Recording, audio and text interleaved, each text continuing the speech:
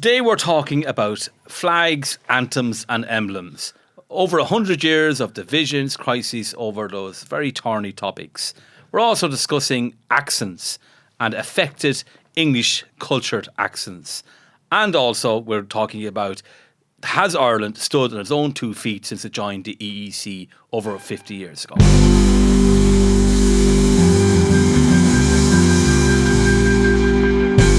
May the 9th, 1925, article in the Irish News. A national flag for the Irish Free State.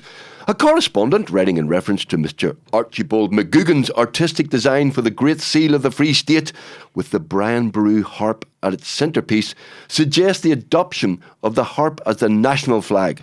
Such a flag, he says, would have a wonderful unifying effect and would emphasise the message strikingly phrased by the Chief Justice to the effect that, though the state be young, the nation is old. This suggestion is one well worth consideration. The present tricolour is a party flag. Strangely enough, it is the flag of 2 opposing parties. It is the flag of Mr. Eamon de Valera and his friends, and it is the flag of those who denounce Mr. de Valera and his friends as traitors of the Free State.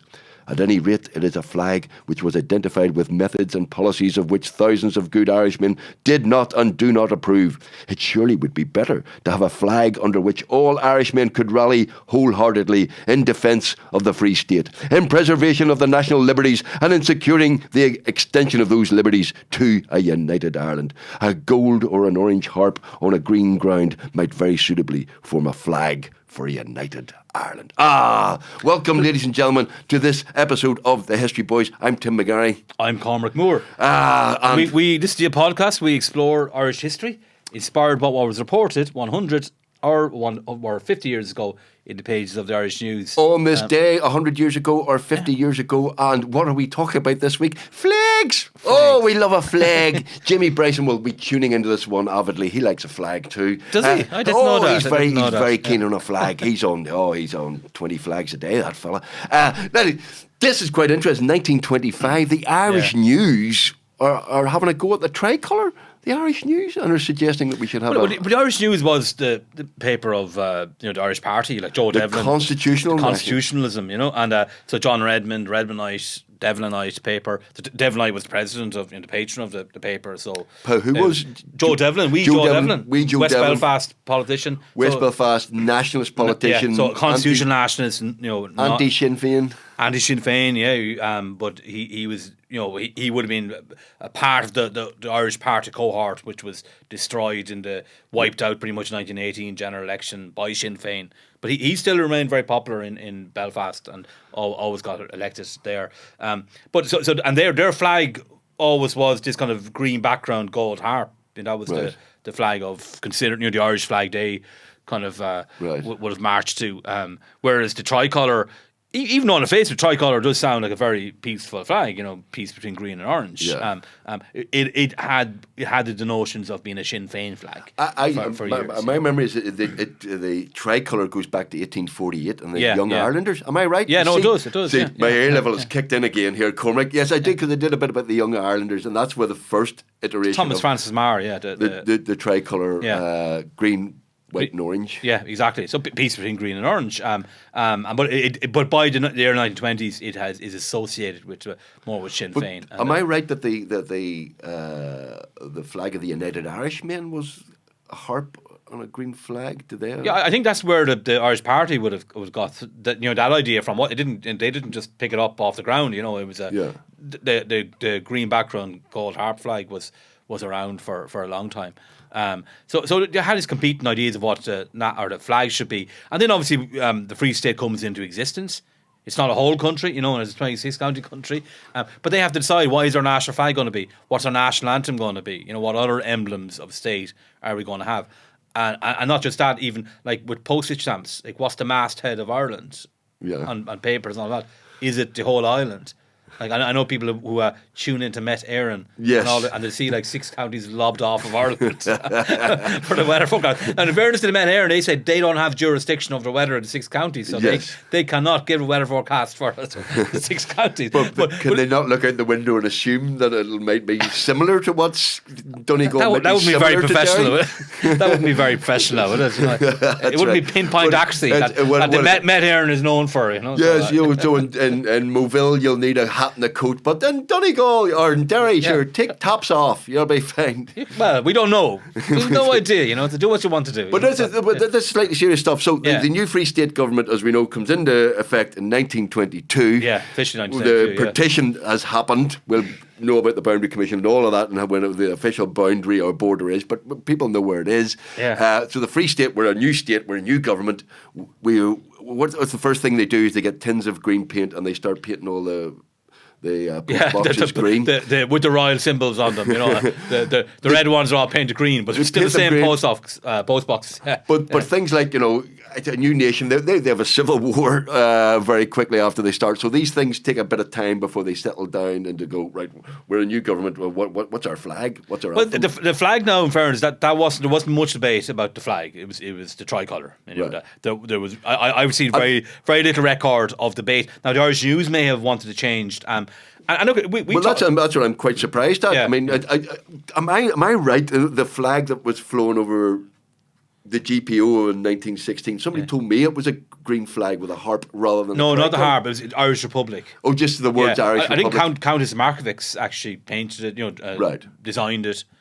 So that was. That was his own. I've seen that flag online. So that's Republicans. So it just says Irish Republic. It's a green background, Irish Republic. Yeah, with the sort of gold Irish Republic. Yeah. Was the tricolour flown over the? I don't know. I presume it was, but I don't know. I don't know. Right. I know. Yeah, I'm like you. I know the Irish Republic flag was flown, but right. I presume there were some tricolours in the GPO because. I think the tricolour would have been associated with volunteers. So this wasn't a Sinn Féin rebellion. This is the Irish volunteers and the IRB in particular. Who led it. So they adopted this flag later on from the Young Irelanders rebellion of 1848. Yeah. So did the Fenians of 1867 their rebellion? Did they have a flag? Did they have a tricolour? You're going out of my comfort zone. Oh, great! I'm out of your cover. Come on, Dr. Moore. Do you know if you do a PhD, you don't do it on all of Irish history. You don't know. I don't know. Well, I'll tell you what. We'll ask the listeners and viewers, ladies and gentlemen. What was the flag of the Fenians? What was the flag of the Fenians of 1867? Yeah, you can get in touch, by the way, anytime on WhatsApp or email. Let us know if you have any questions. Send us a WhatsApp message or voice note on 07483 313 842, or drop us an email on irishhistoryboys@gmail.com and tell Dr. Cormac Moore what flag and A levels in 1982. So the tricolour kind of disappeared and then reappeared and sort of as the first iteration is the Irish Volunteers 1913, 1914. Am I right there?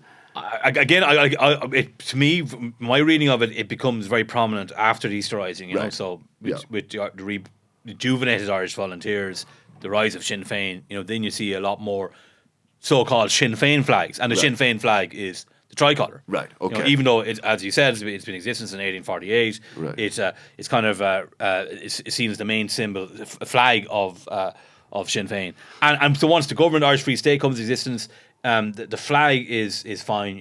It's tricolour. That's not up for debate really. But the national anthem is up for debate because there's not a lot of love for the Irish or the English version, A Soldier's Song. A lot of people don't like it. Don't think it's a good song. It's a bit of a dirge.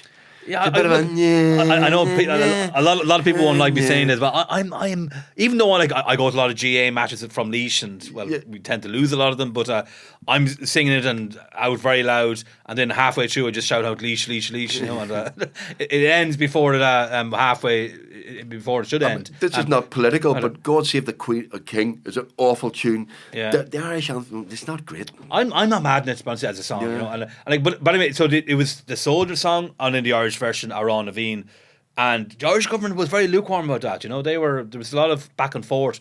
It could be Let Éireann Remember, and sport. We go back to sport again because often you see these symbols and flags in sport more than any other spheres of Irish society. So the Irish footballers were the first kind of international body to represent the country abroad. Right. That was the Paris Olympics in 1924. And the footballing competition started before the main kind of athletics and track and field and other events. So they were the first kind of competitors that competed for the Irish Free State. And they asked the Department of Foreign Affairs, what's the anthem? play? What anthem? And they go, and the Department of Foreign Affairs, I don't know. The Department of Foreign Affairs didn't know what is the anthem. So they go, okay, well, why don't we do this? Why don't we have Let Erin Remember When We're Abroad?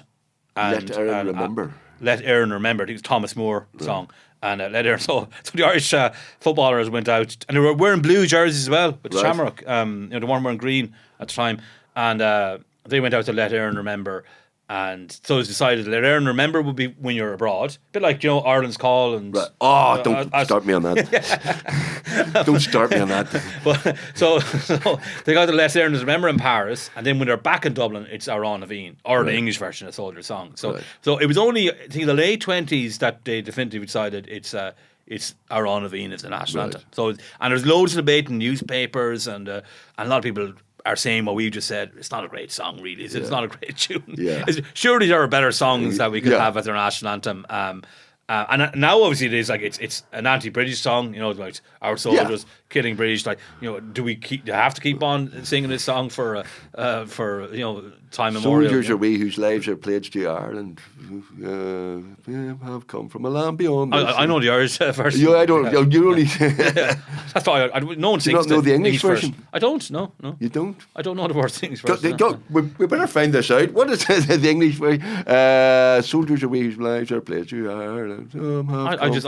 sing the. It's about slavery in the. I just sing the Our Own Naveen in Irish badly. It's about manning barricades and things, though, isn't it? Yeah. So it is, and look, it is a national anthem. A lot of people are very emotionally attached to it with good reason, and that's it's been a national anthem for over 100 years at this stage. But it was it was up for debate, whereas the flag wasn't. But then we talk about sport again, and certain unionist bodies aren't mad on accepting the new symbols of the state. Yeah. So the IRFU, for example, the Irish Rugby Football Union, so they play internationals initially in Dublin and Belfast, in Ravenhill. And in Ravenhill, they have the Union flag flown. In Dublin, they don't have the tricolour flown. They create their own flag, a four provinces flag. Basically, a United Rugby flag as such, and there's uproar over this because the IRFU was in the 1920s a unionist body, so even though most of the people would have been from the south, they still were unionists. They're upper middle class Protestants mainly, and they would have toasted the king. When King George V died in 1935, they cancelled all fixtures that weekend. So there was just still this big attachment to the crown. To the empire. But the Irish Free State government have to intervene in 1932, saying, no, you have to fly the tricolour in Lansdowne Road. Right. When you play, you can fly the Union or the Rugby Union flag as well, the four provinces flag, but you have to fly the tricolour. Really? And they could see in 32. But before that, they had no problem in flying the Union flag up in Belfast. Absolutely no problem with that at all. No. But they had a big problem in flying the tricolour in Dublin until the Free State government forced them to. Wow. And there was a Senator Oliver St. John St. Gogarty.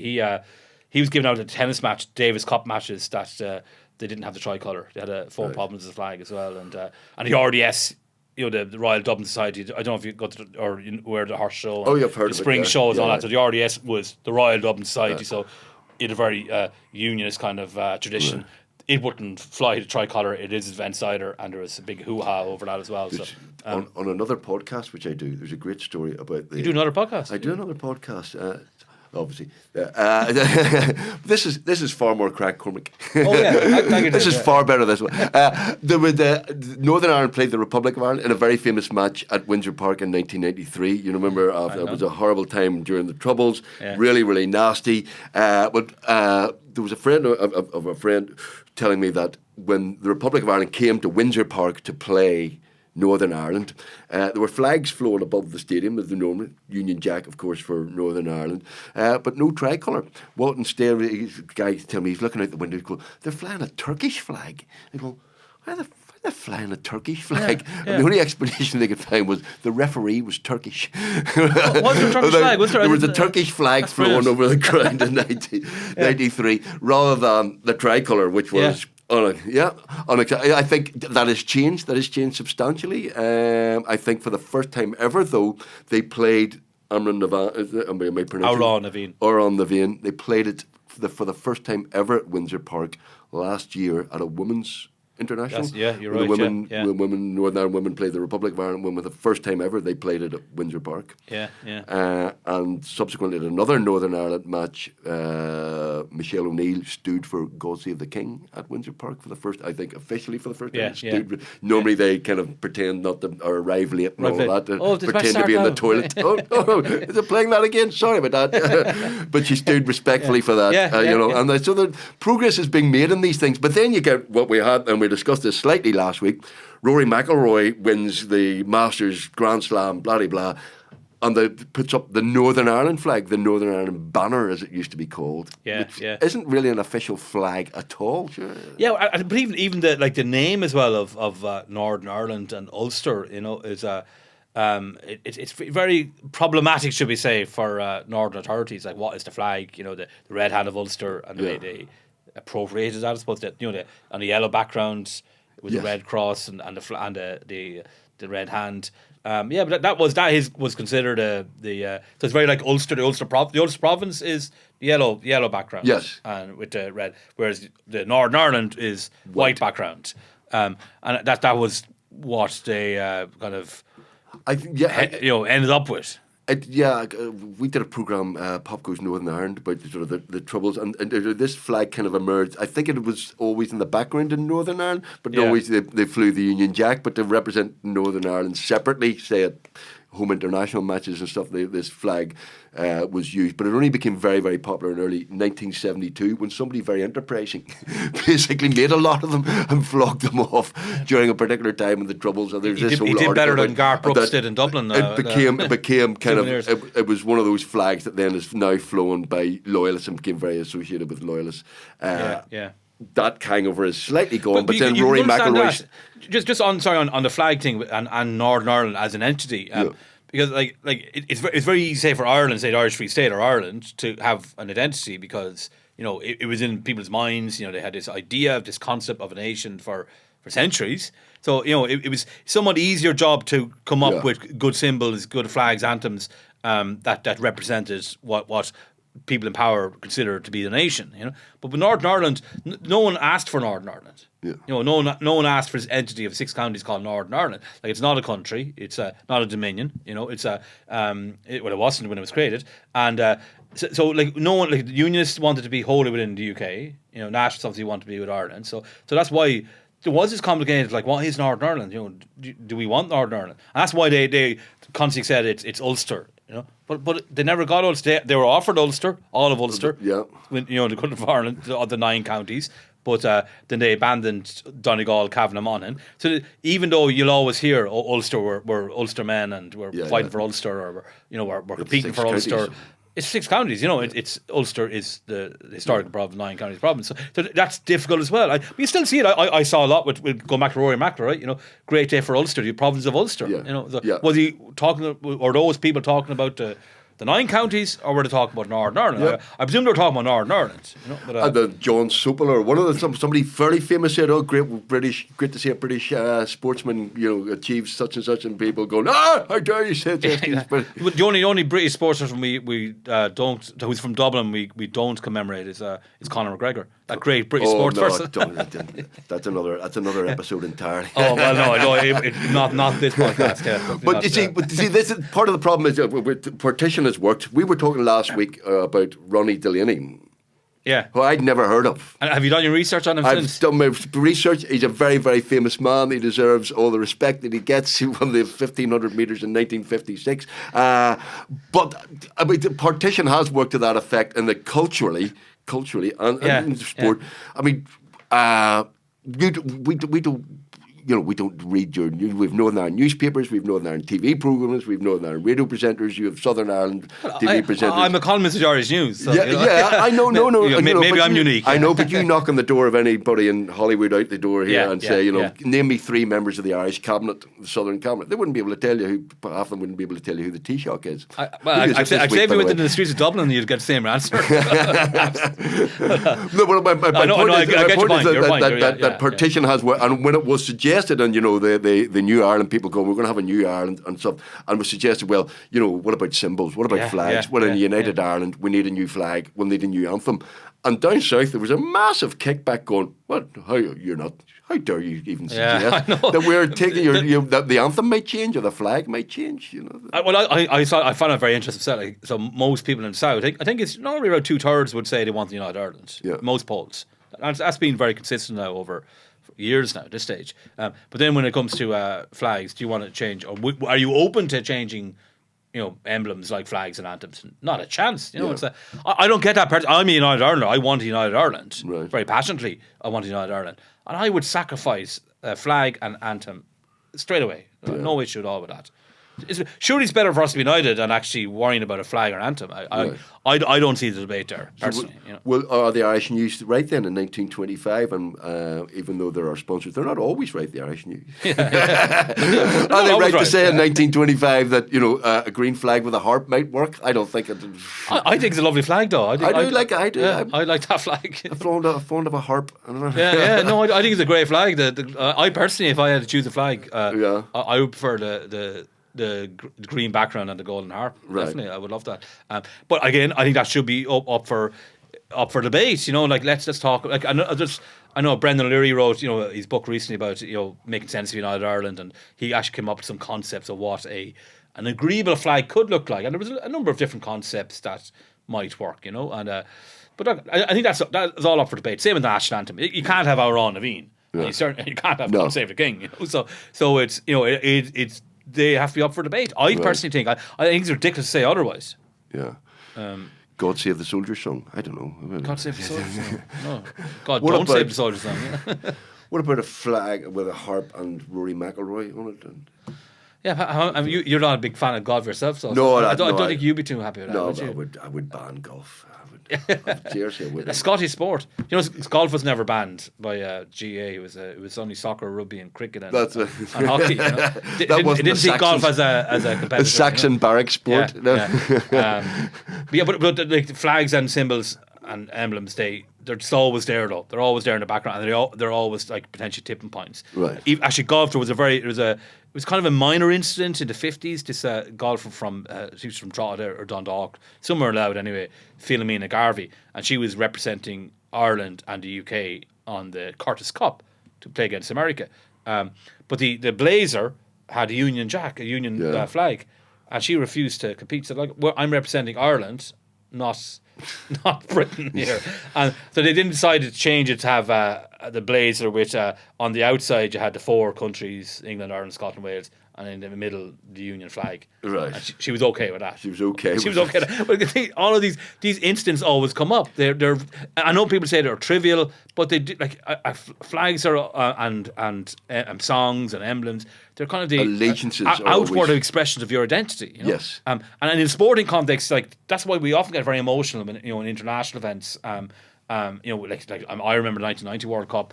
You probably remember the 58 World Cup. And, you definitely remember the 82 World Cup. And, definitely remember the 82 World Cup. And again, again, it go back to flags and things like that. There was a lot of Northern Ireland, but it seemed to embrace cross-community kind of, there was a feeling that plucky Northern Ireland, and there weren't many of us. Yeah. Some people tried to politicise it, of course. As they always do. But there is this notion that, Rory McIlroy, he's one of us. Does that mean he's one of us Irish people? He's one of us British people? People get very upset about these sort of things. I'm a big fan of Cliftonville Football Club. We have a brilliant player who won the Irish Cup for us last year, Ronan Hale, who was going to play for the Republic of Ireland, then declared for Northern Ireland, and is now hasn't, I don't know if he's played yet, but he has now declared for Northern Ireland. There's some people going, oh, how dare he? He's basically betraying his roots and all of that. Yeah, and you go, this stuff is kind of still... Of course, it's still there. Yeah, of course. Look at that, like James McLean or Darren Gibson. You know, because they're obviously from Derry. Now James McLean's from the Bogside. You know, so yeah, I get where he's come from. Like he could never have.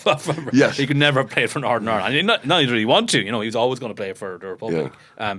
But 1982 is interesting because you had like really prominent Catholics in that team, like Pat Jennings, Jerry Armstrong, Martin O'Neill. You know, like so there was definitely a cross community feel to it. You know, to a large degree. But that changed within a decade. 93 being a perfect example. You know that the very toxic atmosphere then, and even the way Glasgow Celtic players were treated by Northern fans, like Neil Lennon, most famously, Anton Rogan. You know, all those players.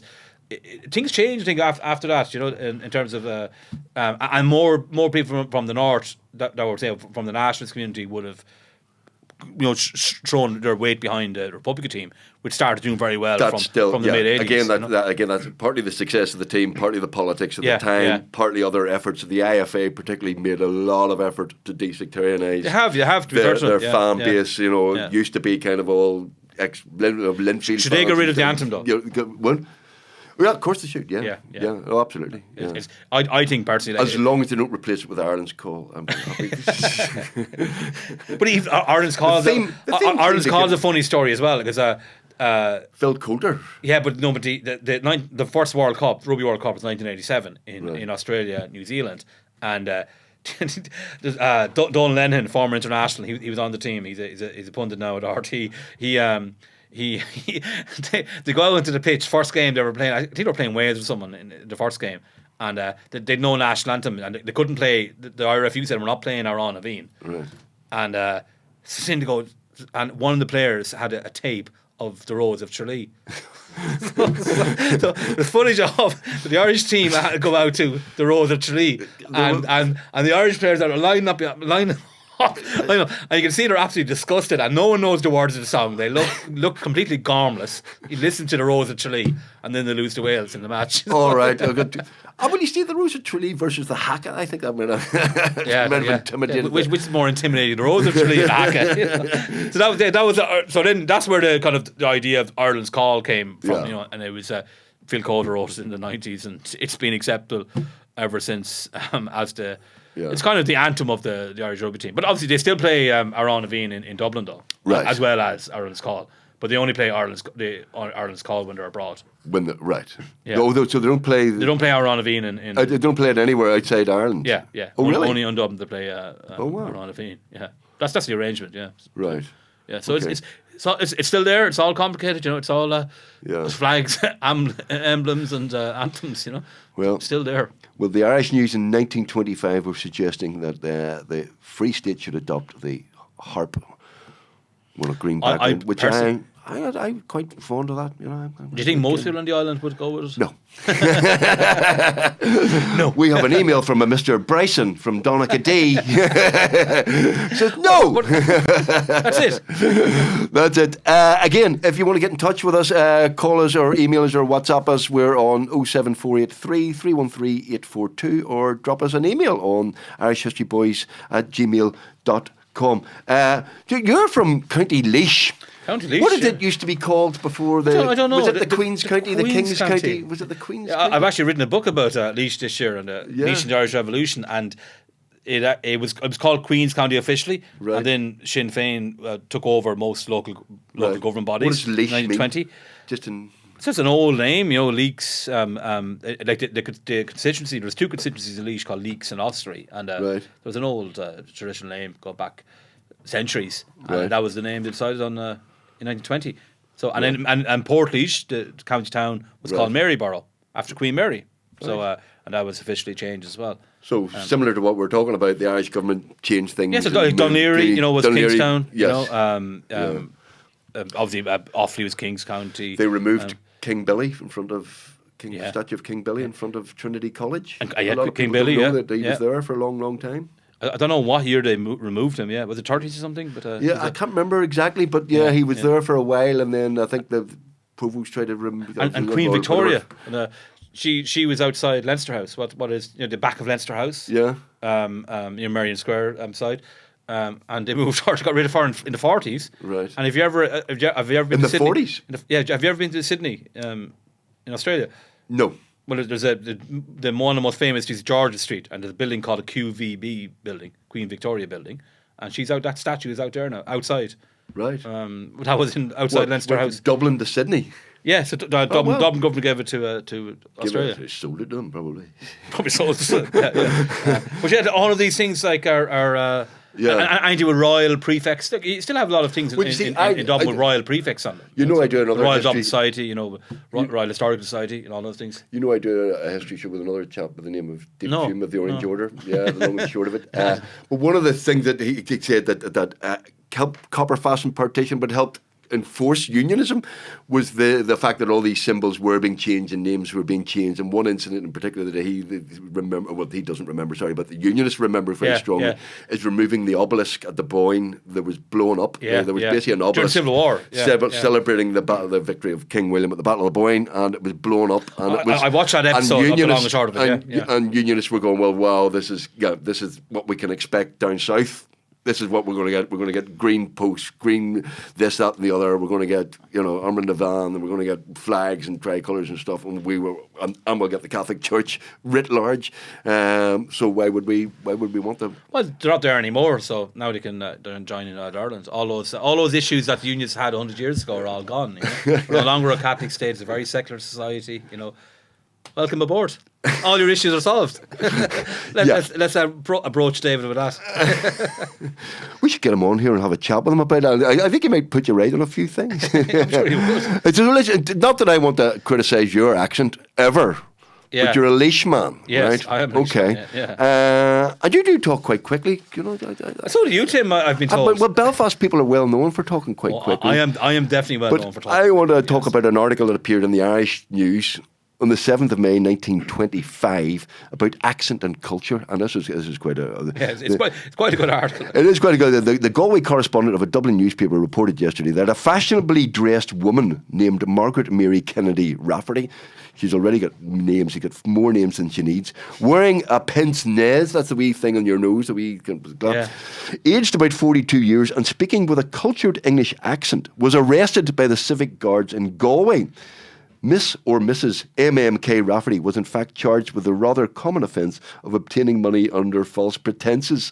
She had, it was said, represented herself to be a wealthy lady who meant to purchase large properties in the west of Ireland, but it will probably transpire that the visitor to the city of the tribes was able to get board and lodging on credit because she travelled in possession of a cultured English accent. Basically, this woman put on a posh accent and went round defrauding people. And everybody went, oh my God, she's rich. Yes, so the Irish News are absolutely appalled about this. If she appeared in Galway speaking the Irish tongue as fluently as the poet Raftery, I got that wrong. If she appeared in Galway speaking the Irish tongue as fluently as the poet Raftery and expressing her thoughts in English after the manner of a woman born and brought up in Clare or Roscommon, she would not secure... But what I want to know is, what does the Irish News have against people born in Clare or Roscommon? Well, what they're saying is, she would not have been able to fool people, and that basically we were kowtowing to the Brits and we were doffing the cap, and we shouldn't be. Yeah. We shouldn't be doffing the cap to a posh English accent. But that was what was happening in 1925. Do you think that still exists? That someone with a posh accent and speaks from a public schoolboy kind of accent, it does impress people still? It is changing rapidly, but I think it certainly did up until recently. Up until recently, a Northern Ireland accent was seen as very threatening. Until we're the only place in the world that can make "thank you" sound like a death threat. Thanks. And then you got Jimmy Nesbitt and people and Liam Neeson who popularised and then you've lots of TV programs. But Liam Neeson doesn't have much of an Northern Ireland accent, does he? But you wouldn't have heard. You wouldn't have heard Northern Ireland accents on mainstream media up until you would. Well, certainly from Republicans, you wouldn't have heard them anyway in RTE or for a few broadcasters for years. We see that what the Irish News was complaining about here was this woman was basically putting on an English accent, and the locals were going, "Oh my God, we must give her whatever she wants," and they're saying. Was her accent cultured because it was English, or was its English tinge assumed because it was cultured? And what is an English accent? What accent was not hereditary? Remind her Galway hosts of Lancashire, Yorkshire, or Somersetshire. It is said that 127 dialects are spoken in Hindustan. No one of the 127 differs from another more widely than any of the English accents mentioned differs from that which it is casually connected above. So they were very unhappy about basically English being cultured. I absolutely, I 100% agree with him. Like as you asked, I am from Laois, and I certainly speak with a tick-tongued mumble, and I've never a tick-tongued mumble. Well, that's from Patrick Kavanagh, I think, right? The famous poet, Monaghan poet. But yeah, I've never changed my accent. I maybe don't speak as quickly as I used to when I grew up on the farm in Laois, but I still speak very quickly. But I remember when where I went to school in Port and people would have spoke the same way as I did, and all of a sudden they go to Trinity, in the first year in college, and within a month they've changed their accents completely. Their elocution is perfect. And you go, what happened to you? It's only a month. I don't understand you at all. You're speaking so well and so eloquently. And. Yeah, it's. But then there's also reverse snobbery with people going, "Oh, you've changed your accent, and therefore, you do need to." The Australians call it tall poppy syndrome. They Right. want to cut you down a peg or two. Yeah. If you've get notions about yourself, which are accents or even moving to Dublin or moving away from home. So I think people listening to this will agree that the Belfast accent is very sexy. Well, a lot of people in the South do consider the Northern accent very sexy. Yeah. But the Irish accent in general. The Irish accent has I lived in Sydney for 3 years. Right. And, all I could say is 33 and a third, and you'd have loads of people think this is the most beautiful accent ever. Whereas we used to be associated with, 5 minutes to get out. But we're there now. No, we're Jimmy Dornan and all now, aren't we? Well, mind you, Jimmy's kind of... Rory McIlroy, what's going on with that accent there? He's done a Graham McDowell. Well, Graham McDowell's accent is... Well, I know he went to the college in America. thing is very annoying. It's a weird accent. Graham McDowell's accent is weird. But he did go to college, didn't he, in America, and he was... Yeah. On the golf trail there, but it's still a bit... I wrote an article last year for... us historians in Dublin, Dublin City Council, we read a book every year called History on Your Doorstep. And I studied, my book was on Frank O'Connor, a very famous short story writer. I remember Frank. Yes, I do remember Frank O'Connor. Yeah. He was a public librarian. He was the first librarian of Pembroke Library in Dublin. Guest of the Nation, Frank O'Connor? Yeah. That was his first breakthrough short story. But he when he grew up, he was reading English schoolboy, magazines, comics and so on. And he spoke in his autobiography, said, in an affected English language. And instead of people being impressed by him, they just thought, who is this weirdo? Yeah. This guy. And he had no friends, and he was speaking like an English toff. And no one would talk to him because of he's putting on this accent, and he's from Cork City, right? The slums of Cork City. And there he was speaking with his posh English accent. It didn't work for him. Well, I'm ashamed to say that very early on in our comedy career, because we were influenced by things like... Not 9 o'clock news and Monty Python and stuff. We used to do sketches, and you put on an English accent because we hadn't heard comedy from Northern Ireland. Now we put on affected English accents because that's what we heard on television, and we did some local stuff as well. It was other guys came and said, "Why are you doing that? Stop doing that." I go, all right. And the penny drops. Yeah. The penny dropped. You go, you talk in your own accent. Obviously you want to be comprehensible to other people. Yeah. Talk in your own accent. Yeah, I agree. I'm trying to say, it did, like, growing up now, when people come back home, fair enough, if you've lived for a long time in a place and your accent does change naturally, that's fine. Yeah. But if it changes within a month, you go, what's going on there? Yeah. Okay. Well, that's what they were worried about in 1925. Accents. 1975. They were worried about a topic that I don't think we've discussed ever on this programme and will never be discussed again, which is the European Union, or the EEC. The EEC, in the 8th of May 1975, the headline was EEC, Way for Ireland to Stand on its Own Feet. The common market is proving one way for Ireland to learn to stand on its own feet. That is the view of full-time union official Tom Gary, an employee of Guinness's brewery. He argues that before joining the common market, Ireland was far too dependent on Britain economically. Joining Europe meant it would be able to diversify its trade and industry, would become less committed to the British market. See, that's always an Ireland. This is a This is a long-going argument about connection with Europe. Yeah. Republicans traditionally, Sinn Féin traditionally, always anti. Up until to be honest, yeah, not long before Brexit. Yeah, anti-EU. Like the Sinn Féin became totally pro-Europe, I think, after Brexit. Yeah. The truth be told, but before, for years and years, every referendum they were opposed to, never considered pro-European party. Right. Up until the 2010s onwards, as such. Like definitely in the 1970s, they were openly. Totally anti-Europe, Right. anti-Europe, and so was the SNP. Believe it or not, Scottish National Party were totally anti-Europe as well at the time, which is a complete fall face now that they've had. Just because notions of sovereignty have changed over the decades, and that 1975 Sinn Féin were saying, "Oh, being part of the EU means we're not a fully independent nation." Yeah, we're part of another imperial body. Yeah. We've replaced one imperial body for another. Right. So yeah, that's the way it was. And some people still have that view, And look, it's a viewpoint. I don't share it, but people do feel that decisions that Dublin would have made 50 years ago are now being made in Brussels or in Paris or Berlin. But look, there is some you do wonder, like, some decisions made and where they're being made and what control the sovereign Irish nation with a small population compared to the whole 27 nation of Europe, a lot bigger countries. What say does Ireland have in that? But look at the way it says the 26 counties, where it has come from, and say since 73, to where we are now. And surely most people would agree that one of the reasons why we've developed economically in particular is because of Europe. 100%. Yeah, so like it's to me, it's been the best thing that happened to Ireland sovereignty, and it's. We used to laugh at your crap roads. We used to laugh. I remember the first time border, going, "Oh my you didn't God." know. You used to know that you crossed the border by the state of the road. So, but you still do in some way. So, as in, the other way around, when I crossed the border, you notice. I remember going from Cavan to Armagh, and the change in the road was unbelievable. Yeah. And now it's the other way around. Yeah. It has changed completely almost, and it is in course, some respects to do with Europe. Ireland and Britain joined the EEC, as it was then, the European Economic Community, together in 1973. And Denmark as well. Denmark and three of them in 1973. Yeah, January 1st, 73. Did I get that right? Yeah.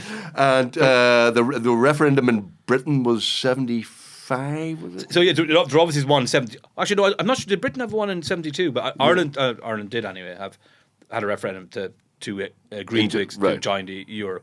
I presume Britain did as well in 72. Britain did, yeah. But then they had one, should we, like with Brexit, should we stay or go in 75. So that happened in June 75, right. that referendum. Obviously it passed. I don't think we're giving much away to say that it passed. Yes, I think. Decided to stay in Europe at the time. So it was a different government, like it was Harold Wilson. He was very pro-Europe. The Conservatives were pro-Europe. Yeah, Conservatives pro-Europe. Margaret Thatcher famously wearing a dress with all the flags of Europe, or the 10 or 12 of them as they were. So she'd only become leader of the opposition in. She wasn't prime minister at the time. No. In 79 she became prime minister, but she was campaigning for the common market for the European. Look, she always she had her problems with Europe, but she was pro. I think even up until she resigned, she was pro staying in Europe. Right. I think, but obviously better deal for Britain as she saw it. So she just become opposition leader in February 75. Yeah. And I think won decisively enough. It wasn't as controversial, obviously, as 2016. But there was, and in the north, obviously, there was this debate as well. Will we benefit from Europe or not, or does it lead to United Ireland? There's less, and the Irish government. A lot of people in Ireland thought that Northern Ireland and Southern Ireland being in Europe will break down barriers. Yeah. For customs posts. Now we will go back to customs posts, which is a real pet subject of mine. But you love a wee barrier, don't you? And a fat cap. Go on, have you got any cheese on you? So the Irish Free State erected customs barriers in 1923, which basically created a hard border. Yeah. And it was meant to be a temporary measure because Ireland was trying to show its fiscal independence muscle as such, and it had to create the physical manifestation of a border, which was customs posts, checks and balances at the border. And it was only meant to be there for a while, but it actually lasted for 70 years until the both Ireland and UK joined the EU single market in January 1st, 93. Yeah. But when the debate around Ireland joining the EEC, some people were saying actually this will break down the barriers, get rid of customs posts, even though we've created them. But the plan was, because the European Union would get rid of borders and we would be able to cross borders freely and all of that. But I obviously remember crossing the border and changing your money at Dundalk and all that sort of stuff. And people from the south actually buying tellies and electrical equipment all but Newry from all over the country. And then legging it over the borders and not be caught by customs officials. And again, you think this is 1975, and people are debating the economics of it, where there's a whole thing here about 25% of Ireland's total labour force was working in agriculture at the time. Yeah. How that has changed in 50 years is incredible. Of course, and our dependence on Britain, and that was the big thing, really. And Europe, joining Europe just changed that completely. And what was the government down south in 75? Fine Gael Labour. Liam Cosgrave would have been the Taoiseach. So it was the... and was there much opposition to joining apart from... No, very, very little. It was huge. Ireland has always been very pro-EEC, EU, so it was a massive majority passed. All the major parties at the time, so it was called a 2.5-party system. It was Fianna Fáil or Fine Gael and Labour, the half-party. All of those three parties would be very, very pro-Europe. Right. Yeah. And of course, Sinn Féin didn't really exist down south as a... Well, it didn't compete in elections. That's right. Of course, that's right. On a point of principle. or if it didn't take seats. So, it didn't take seats. I think Quavian Aquailon was the first Sinn Féin TD who took his seat in the Dáil, and that was in the 90s. So it was even though there had been Sinn Féin TDs elected, particularly in the 80s. They had an abstentionist following policy. the hunger strikes and all of that in the early 80s, but they abstained from the Dáil as well. The last Dáil Sinn Féin recognised was the second Dáil, right? which was ended in 1922. So, I think you'll find there's 5 lads in a pub in Derry who are still the inheritors of that second Dáil. There's more than that. There's a lot of distant groups, and then there's distant groups of the distant groups. Yeah, that's true. Yeah, they're the true inheritors of the second Dáil. I think you'll find. Exactly. You Free State Brit-lick spittle. But no, so 75 referendum happens down, and basically everybody's in favour of it. You get it when you. When you look obviously in Ireland, they're not involved in this. This Ireland, UK are in the EU or EEC, and the UK is deciding should we stay in it. So it's nothing to do with Ireland. Ireland is definitely staying in the EEC. Right. So this is a UK referendum. Right. So. And also you think back and you think of John Hume. John Hume, passionate European, partly because you get an outside voice. You get an outside. You can appeal to Europe to take an interest in Ireland. But he was like John Hume was a wonderful man, and he was a great European. But he also had the benefits of not just, as you said, the other voices, other perspectives. Yeah. And he did a lot of heavy lifting in getting American politicians interested into the peace process. Getting the 4 apocalypse men, the Tip O'Neill and Edward Kennedy and those guys, and then getting presidents interested as well. That was John Hume did a lot of work on that, and like Jimmy Carter made a statement in '77, the first president that kind of went away from American presidents just going with the British government's viewpoint of their internal matter, as it was described. And Jimmy Carter made a very important statement in '77, which basically had the voice of John Hume on it, and that became US policy after that, whether it was Republican or Democrat. And and John Hume was always a great European. Always saw the benefits of trying to get as many people on board, on his mission to not just to bring peace, but to look at the constitutional changes that were needed. That had to be both sides of the community had to be listened to and had to share power essentially. Yeah. Well, I mean, John was always accused of having a single transferable speech. But he said it himself. He just didn't take the hand out of himself, but it was all about borders and, borders are in the mind, really, and we don't... And the 3 strands, like he was the one, the 3 strands of, north, south, east, west, intra-north, so it's a... But you look at Europe now and you can go from France to Germany to Spain to wherever, But UK... unless you have an Irish passport, which a lot of people, whether in the north or in Britain, have now. Yes, no, that's okay. I think the Irish passport now is the 3rd best passport have in the world or something. The 3rd best in terms of how many countries you can get into without needing a visa. I think think Germany's number one, I think, but Ireland's about the third best, something like that. It's a good passport to have. Well, talking of Derry, which we always should, because we don't do it enough, in 1975 they were getting something, weren't they? They were getting a new heart. A shopping centre, yeah. They were getting a shopping centre. Oh, you're so lucky. A shopping centre for Derry. No, I mean, again, 1975, Derry's had the heart of it blown out of it by the Ra for years now. By the Ra? By the Ra, by Martin McGuinness, and it basically blew up virtually everything, didn't it? Yeah. And by 75, I mean, Derry was a bit miserable.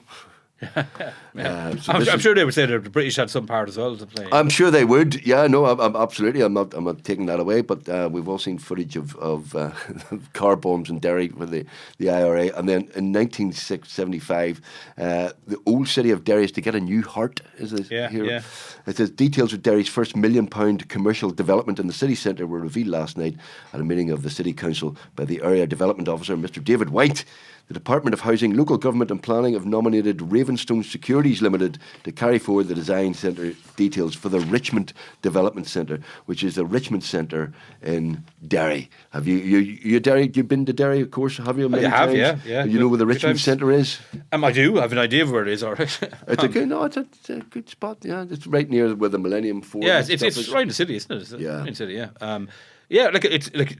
I picked his story when I was compiling for On This Day because I was more thinking about the university, really. You know, the Coleraine getting the university, and now obviously the big fancy new Ulster University building in Belfast. Yeah. Like, what are your thoughts on that? You know, Derry being basically ignored, like having a proper university for decades, you know. Derry. When was that? 66 or something? 66. Yeah, it was late 60s. There was a decision made by the Stormont government to create a new university, and Derry. McGee was meant to get it. Was meant to get it, and the Unionist government decided to give it to Coleraine, the new University of Coleraine, and which caused a lot of resentment at the time. And Derry felt, we're being sidelined again. Is this because we're a majority Catholic city? And that probably played a part in it. The historians would agree with that it probably played quite a large part in the decision I would think so, have a university at Coleraine, which didn't really need one.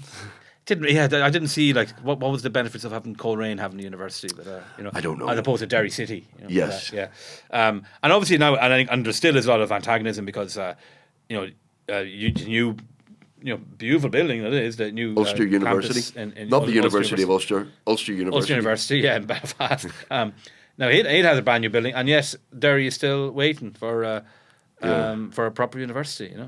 So even though now we've got I know British governments, power sharing and all of that, Derry still feels left behind. Even though it's a second city, and it's always been ignored or sidelined.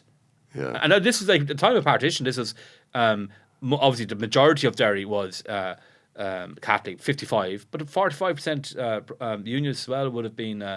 In the city or in the county? City. Right. If you combine the city and the county, there'd be more unionist nationalists. But the city had 55% nationalists, 45% unionists.